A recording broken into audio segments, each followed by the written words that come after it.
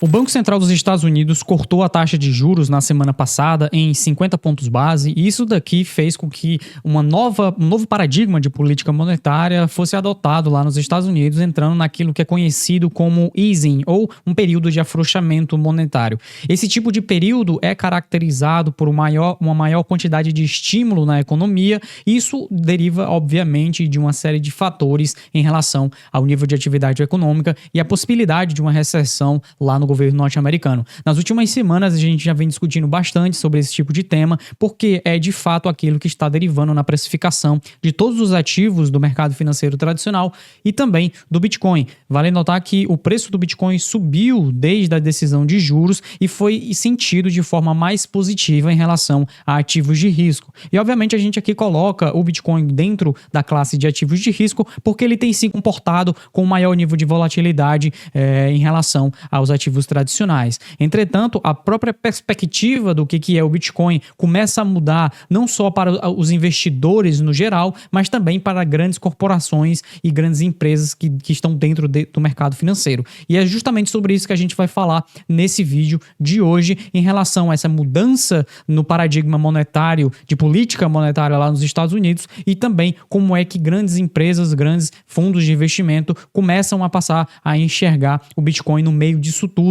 não só como um ativo especulativo, mas de fato como um ativo que pode ser muito mais do que apenas o seu preço nos mostra. E antes disso, obviamente, se você ainda não é inscrito aqui do canal do Block Trends, aproveita para se inscrever e deixar o sininho ativo, porque a gente está publicando vários desses materiais, e se você não acompanhar tudo que a gente estiver publicando aqui, vai acabar perdendo muito daquele material que é de extrema importância para compreender o preço do Bitcoin. E já aproveitando para falar sobre compreender o preço do Bitcoin, nessa semana, na quinta-feira, nós iremos fazer uma imersão gratuita sobre como entender o preço do Bitcoin através de cinco métricas que a gente costuma utilizar aqui no Block Trends e que são de extrema importância para você compreender todo o cenário do Bitcoin. Essa imersão vai ser gratuita e ela vai estar disponível aí para qualquer pessoa que quiser fazer parte, entender um pouco mais sobre o Bitcoin e também entender como é que nós aqui no Block Trends fazemos a nossa análise e que nós enviamos para os nossos assinantes, tá? Se você quiser fazer parte dessa imersão gratuita, você também vai receber um relatório gratuito sobre a perspectiva de mercado atual e também vai concorrer aí a uma ledger dentro dessa imersão, tá? Você vai poder estar aí ganhando uma ledger lá na imersão. Então, se você quiser fazer parte, vai no link que está aqui na descrição ou no comentário fixado e se inscreva na nossa imersão sobre Bitcoin, tá bom? Mas, sem mais delongas, depois eu vou dar outros avisos. Eu queria já falar justamente sobre a taxa de juros lá na economia norte-americana. Atualmente, ela está em 5%, mas ela esteve aqui desde julho do ano passado em torno de 5,5% e, inclusive, isso é aqui a maior taxa de juros que a gente já tinha desde 2001, tá? Então, note que aqui em 2007 a gente chegou a 5,25%, mas 5,5% só tinha sido alcançado ali em fevereiro de 2001. Então, a gente estava com o tipo de política monetária mais restritiva aqui dos últimos 20 e poucos anos, tá? Esse tipo de movimentação aqui de subida de taxa de juros, como a gente viu ocorrendo de 2022 até agora, a metade do ano de 2023, foi principalmente derivada de uma tentativa do Banco Central norte-americano de conter o nível de inflação de preços. Então, essa é uma das principais ferramentas, talvez a principal ferramenta utilizada pelo Banco Central para conseguir manter o nível de preços da economia norte-americana dentro daquilo que ele acha ser a sua taxa-alvo, tá? Que atualmente está ali na faixa dos 2%. Esse tipo de movimento é aquilo que já vinha sendo traduzido aqui pelo próprio índice de preços ao consumidor, então é uma forma que eles utilizam para medir a inflação de preços é através do que a gente conhece como CPI, que é esse índice de preços de toda a economia norte-americana, e você pode notar que agora, tanto todos os itens, como também os itens excluindo comida e energia, estão aqui muito próximos de 2% e deverão atingir 2% nas próximas semanas ou meses, justamente pelo fato de que existe um atraso entre aquilo que é praticado de política monetária pelo Banco Central dos Estados Unidos e aquilo que de fato é entendido, é sentido pela economia real, tá? Esse tipo de movimentação é justamente o que fez com que o Fed começasse a cortar a taxa de juros, e aqui vale a gente citar justamente esse ponto. Muita gente não entendeu porque que o Banco Central dos Estados Unidos começou a cortar a taxa de juros em 50 pontos base logo, enquanto a economia norte-americana está funcionando, tem um nível de atividade relativamente alto, embora tenha caído nos últimos meses, esteja dentro de uma tendência de baixa aqui em termos de atividade econômica, ainda não atingiu níveis preocupantes de queda na atividade econômica, e geralmente esse corte nas taxas de juros, eles surgem justamente para estimular a economia, e é justamente por isso que muita gente acabou confundindo sobre o porquê que o Fed está cortando juros enquanto a economia ainda está relativamente forte em relação a períodos anteriores, e é justamente pelo fato de que, na visão deles, eles já conseguiram combater essa subida inflacionária que a gente teve aqui entre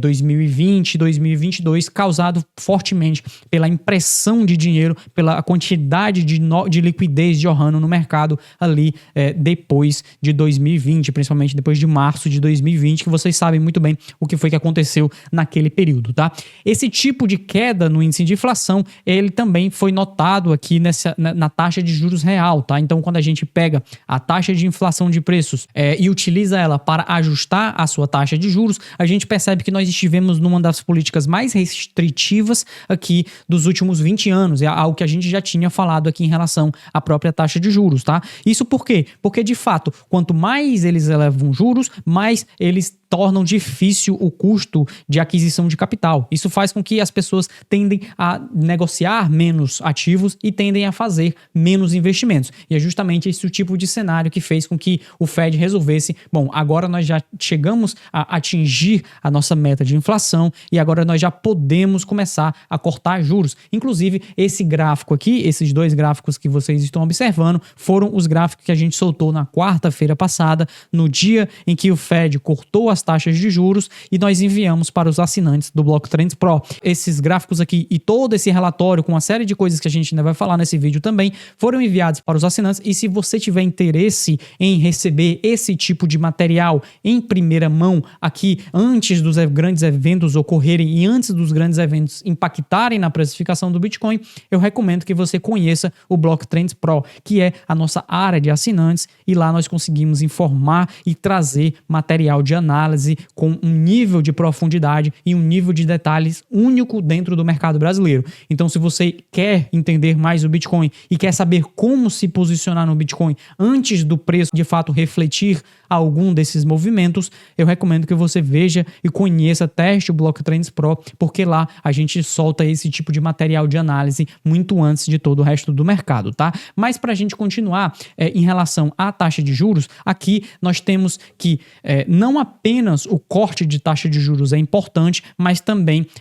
o momento onde esse corte de juros ocorreu, tá? Isso daqui foi um gráfico que também estava lá no relatório Pro e que a gente chegou a citar na live de quinta-feira, justamente sobre 3 cenários possíveis para esse corte de juros lá na economia norte-americana, tá? Então nós temos o primeiro cenário de normalização, nós temos um cenário de pânico e nós temos um cenário de recessão. Nesse momento, o corte de juros lá que foi feito pelo Banco Central está visando ser um corte de normalização. Geralmente, cortes de normalização ou de pânico já dentro da queda do mercado tendem a trazer uma variação positiva para o S&P 500. Aqui a gente está medindo as ações como um proxy para ver como é que o mercado se comporta de 6 a 12 meses após esse corte de juros, tá? Então, dentro de um cenário de normalização ou de um cenário de pânico, nós temos uma perspectiva positiva para os meses seguintes. Entretanto, se tivermos uma recessão, e é justamente aqui que entra a grande questão, o grande elefante na sala,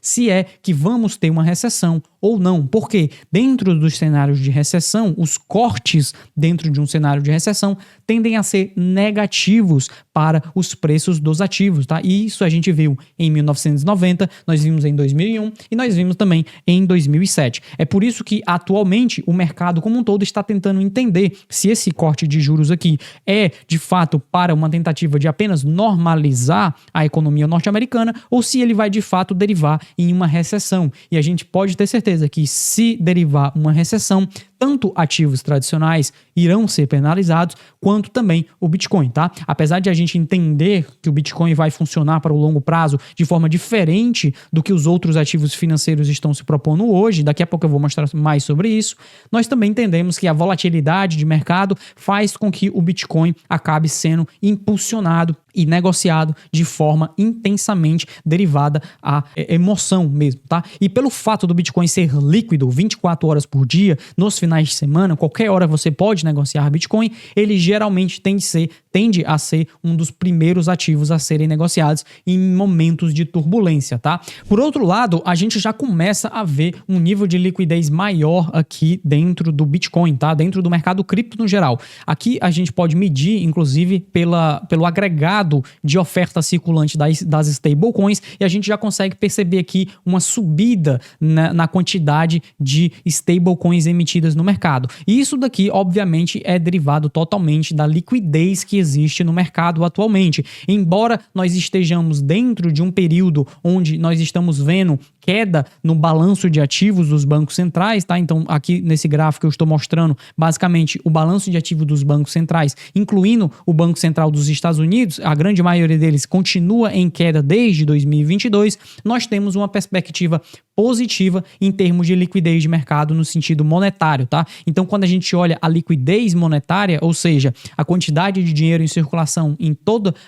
o planeta, medindo pelas maiores economias do planeta, a gente já ultrapassa os 107,5 trilhões de dólares. E também vale notar que nós estamos nesse período, no mais longo período de subida no M2 global, desde o final de 2023 e anterior a isso, desde o final de 2022. Todos esses dois momentos anteriores que nós tivemos um longo período de subida, tá? E aqui embaixo nós estamos vendo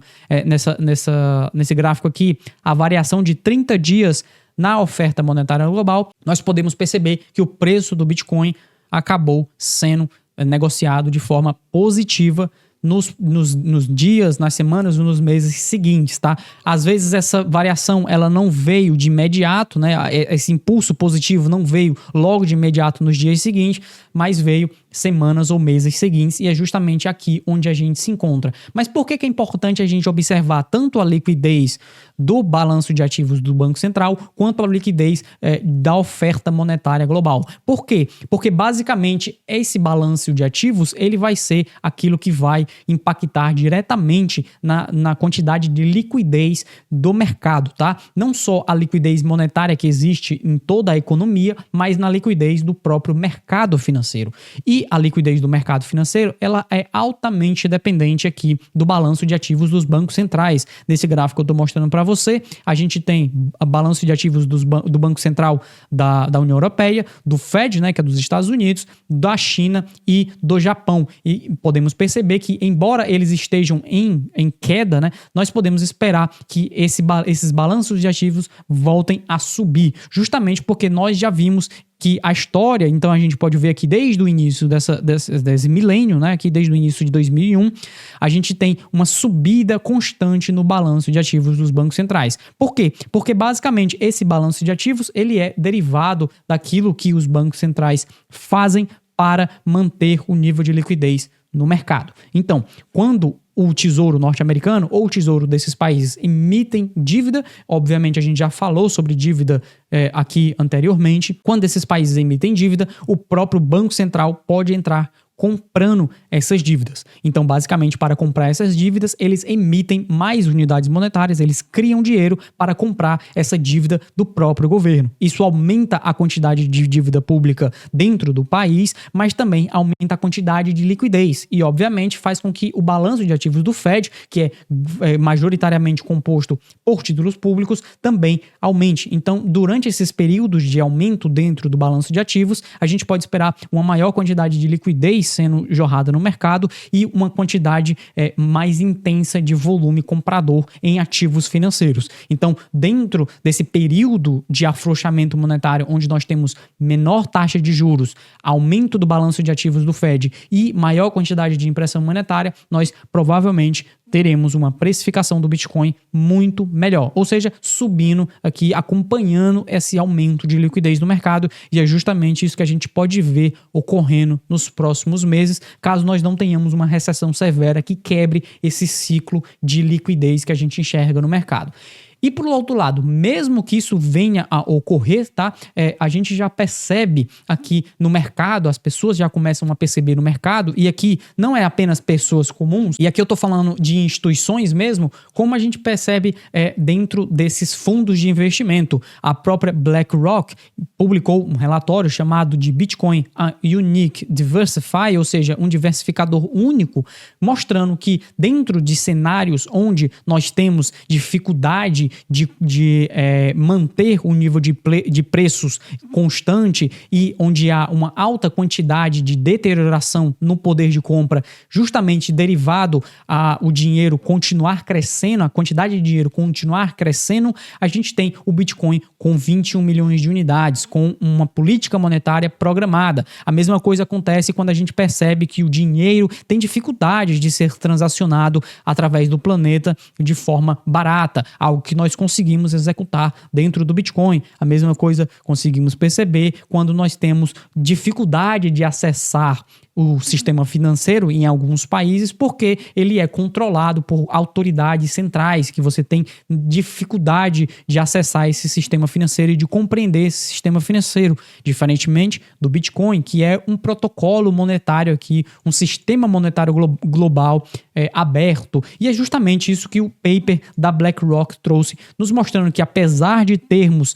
a possibilidade de entrar dentro de um período de recessão, de entrar dentro de um período de desaceleração econômica, o Bitcoin se torna como a melhor forma de se proteger a esse tipo de cenário, tá? A gente vai estar abordando mais desses indicadores aqui. Eu sei que pode ter sido um pouco rápido esse vídeo, mas tinha muita coisa para falar e pouco tempo para a gente conseguir fazer isso. Já lá na nossa imersão do Bitcoin, a gente vai ter mais tempo, vai ter mais de 1 hora de conversa lá, e aqui a gente vai conseguir abordar mais desses temas, vamos conseguir destrinchar mais indicadores para entender a precificação do Bitcoin. Então não perca, vai ser nessa quinta-feira. Eu vou deixar o link aqui embaixo, tanto na descrição como também no comentário fixado, e você pode se cadastrar gratuitamente, participar dessa imersão e acompanhar todas as métricas e todos os indicadores que nós estamos estudando atualmente para compreender o preço do Bitcoin. Além do mais, não se esqueça de se inscrever aqui no canal do Block Trends para aproveitar mais desses materiais que a gente está publicando aqui diariamente, e também, se você quiser já começar a compreender o mercado, quiser já evoluir como um investidor e aprender como acumular Bitcoin para o longo prazo, a gente recomenda que você conheça a plataforma do Block Trends Pro, que é a nossa plataforma educacional. E se você já investe, já conhece, já sabe tudo isso daqui que eu estou falando, você pode utilizar a plataforma da Bybit para fazer as suas compras mensais, o seu trade, a sua negociação, que é a plataforma que nós utilizamos aqui no Block Trends. Eu queria agradecer a você que esteve até o final desse vídeo, e a gente se vê num próximo material aqui do Block Trends. Tchau!